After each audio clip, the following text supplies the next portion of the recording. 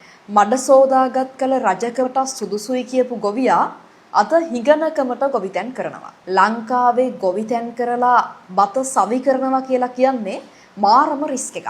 මොකද අපි පහුගිය දවස්වල මාධ්‍යයෙන් දැක්කා එක්තරා ගොවි මහත්තයෙක් බෝංචි වගා කරලා තමන්ගේ අස්වැන්නත් අරගෙන විකුණන්න දඹුල්ලට එනවා. පස්සේ අතරමැදි මුදලාලි ඒ ගොවි මහත්තයාගෙන් බෝංචි කිලෝ එකක් රුපියල් 40ට අරගෙන ඒ ගොවි මහත්තයා ඉස්සරහම බෝංචි කිලෝ එකක් රුපියල් 340ට විකුණනවා රුපියල් 300ක් ලාභ තියාගෙන. ඉතින් මෙතන නෙමෙයිද ලංකාවේ අවුල තියෙන්නේ. බෝංචි වගා කරන්න කලින් ගොවියා ඉඩම හදන්න ඕනේ.